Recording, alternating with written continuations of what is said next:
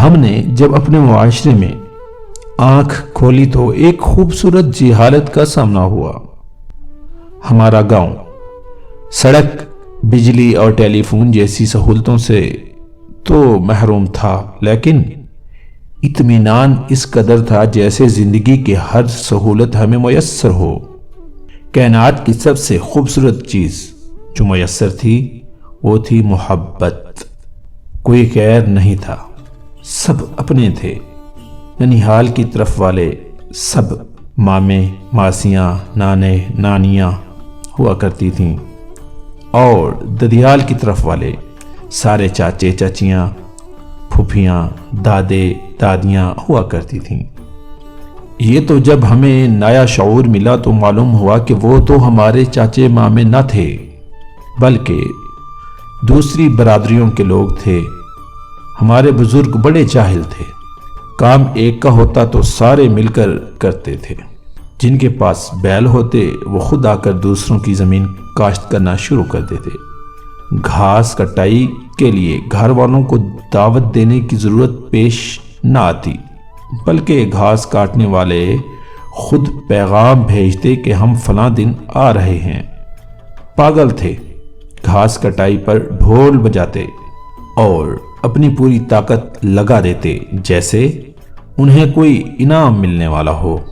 جب کوئی گھر بناتا تو جنگل سے کئی من وزنی لکڑیاں دشوار راستوں سے اپنے کندھوں پر اٹھا کر لاتے، پھر کئی من مٹی چھت پر ڈالتے اور شام کو گھی شکر کے مزے لوٹ کر گھروں کو لوٹ جاتے۔ جب کسی کی شادی ہوتی تو دولہے کو تو مہندی لگی ہی ہوتی تھی، باقی گھر والے بھی جیسے مہندی لگائے ہوں، کیونکہ کچھ جاہل خود آ کر کام کرنا شروع کر دیتے تھے۔ اتنے پاگل تھے کہ اگر کسی سے شادی کی دوستی کر لیں تو اسے ایسے نبھاتے جیسے سسی نے کچے گھڑے پر دریا میں چھلانگ لگا کر نبھائی۔ مکئی ایسے ایک ایک دانہ صاف کرتے تھے جیسے کوئی دوشیزہ اپنے بال سنوارتی ہو۔ کتنے پاگل ہوتے تھے۔ گندم کی بوئی پر تپتی دھوپ میں بیلوں کے ساتھ ایسے چکر کاٹتے جیسے کوئی سزا بھگت رہے ہوں۔ اگر کوئی فوت ہو جاتا تو دھاڑیں مار مار کر سب ایسے روتے کہ پہچان ہی نہ ہو پاتی کہ کس کا کون مرا۔ دوسرے کے بچوں کی خوشی ایسے مناتے جیسے ان کی اپنی اولاد ہو۔ اتنے جاہل تھے کہ جرم اور مقدموں سے بھی واقف نہ تھے، لیکن پھر وقت نے کروٹ بدلی۔ اپنی نئی نسل کا دور تھا، کچھ پڑھی لکھی باشعور جنریشن کا دور، جس نے یہ سمجھنا اور سمجھانا شروع کیا کہ ہم بے شک سارے انسان ہوں، بے شک سب مسلمان بھی ہوں، لیکن ہم میں کچھ فرق ہے جو باقی رہنا ضروری ہے۔ وہ فرق برادری کا فرق ہے، قبیلے کا فرق ہے اور رنگ و نسل کا فرق ہے۔ اب انسان کی پہچان انسان نہ تھی بلکہ برادری تھی، قبیلہ تھا، اور پھر قبیلوں میں بھی کوئی ایک خاندان تھا۔ اب ہر ایک ثابت کرنا چاہتا تھا کہ میرا مرتبہ بلند ہے اور میری حیثیت امتیازی ہے۔ اس کے لیے ضروری تھا کہ وہ دوسرے کو کمتر کہے۔ اب ہر کوئی دست و گرباں تھا، اور جو کوئی اس دوڑ میں نہ شامل ہوا تو وہ زمانے کا بزدل اور گھٹیا انسان ٹھہرا۔ اب گھر تو کچھ پکے اور بڑے تھے، لیکن پھر بھی تنگ ہونا شروع ہو گئے۔ وہ زمینیں جو ایک دوسرے کو قریب کرتی تھیں، جن کا پیٹ چیٹ کر غلہ اگتا تھا، جس کی خوشبو سے لطف لیا جاتا تھا، اب وہ نفرت کی بنیاد بن چکی تھیں۔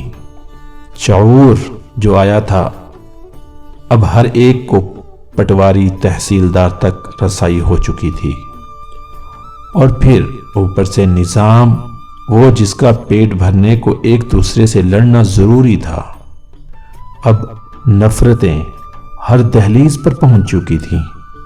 ہم اپنی وہ متاع جسے محبت کہتے ہیں وہ گنوا چکے تھے۔ اب انسانیت اور مسلمانیت کا سبق تو زہر لگنے لگا تھا، اب تو خدا بھی ناراض ہو چکا تھا۔ پھر نفرتیں اپنے انجام کو بڑھیں، انسان کے قتل پر آمادہ ہو چکا تھا۔ برتری کے نشے میں ہم گھروں کا سکون تباہ کر چکے تھے۔ ہم بھول چکے تھے کہ کائنات کی سب سے بڑی برتری تو اخلاق کی برتری ہوتی ہے۔ اب اخلاق سے ہمارا تعلق صرف اتنا رہ چکا تھا کہ صرف ہمارے گاؤں کے 2 بندوں کا نام اخلاق تھا، لیکن ہم نے ان کو بھی اخلاق کہنا گوارا نہ کیا۔ ایک کو خاکی اور دوسرے کو منا بنا دیا۔ اب ہم ایک دوسرے کو فتح کرنے کی وجوہات ڈھونڈنے میں لگے تھے۔ پھر قدرت نے بھی معاف نہ کیا، اس نے بھی ہمیں موقع دے دیا۔ مار دھاڑ سے جب ہم ایک دوسرے کو فتح کرنے میں ناکام ہوئے تو بات قتل پر آ پہنچی۔ اب ایک تسلسل سے یہ عمل جاری ہے۔ اب تو ہم اخباروں اور ٹی وی کی زینت بن گئے۔ اب شاید ہی کوئی ایسا دن ہوگا جس دن عدالتوں میں ہمارے گاؤں کا کوئی فرد کھڑا نہ ہو۔ FIR اتنی ہو چکی کہ اب ڈھونڈنا پڑتا ہے کہ کیا ہمارے گاؤں کا کوئی ایسا فرد بھی ہے جس پر کوئی کیس نہ ہو۔ اب ان جاہل بزرگوں میں سے کم ہی زندہ ہیں، جو زندہ ہیں وہ زندگی اور موت کی کشمکش میں ہیں۔ ان میں سے اگر کوئی مرتا ہے تو دوسرا اس کا منہ دیکھنے کی خواہش کرتا ہے، لیکن ہم باشعور لوگ اسے یہ جاہلانہ کام کرنے کی اجازت نہیں دیتے، کیونکہ اس سے ہماری توہین کا خدشہ درپیش ہے۔ ان نفرتوں نے صرف انسان ہی نہیں بلکہ اسکول اور مسجدیں بھی تقسیم کر دیں۔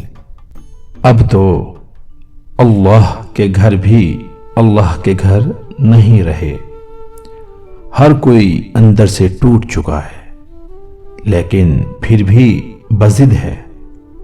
وہ نفرت کا علاج نفرت سے ہی کرنا چاہتا ہے۔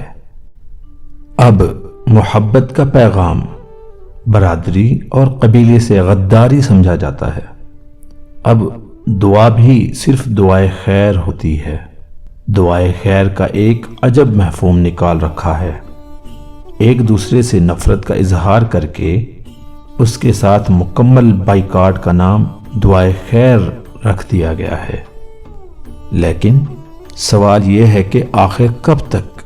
کیا ہی اچھا ہو اگر ہم آج ہی سنبھل جائیں، اپنے اندر کی ساری نفرتیں مٹا کر دوسرے کے حق میں دعا کرنے کی کڑوی گولی کھا لیں، پھر ممکن ہے اللہ بھی ہمیں معاف فرما دے اور ہم اس نفرت کی آگ سے نکل آئیں، تاکہ کوئی بچہ یتیم نہ ہو، کسی کا سہاگ نہ اجڑے، کسی کی گود خالی نہ ہو، تاکہ ہم زندگی جیسی قیمتی نعمت کو جی سکیں، اس کائنات کے حسن سے لطف اندوز ہو سکیں اور اپنی آنے والی نسلوں کے لیے ایسا ماحول پیدا کر سکیں کہ وہ شعور، عمل و کردار کی ان بلندیوں پر جائیں کہ وہ خوبصورت جہالت پر لوٹ آئے جس نے انسانوں کو اعلیٰ اخلاق کے درجے پر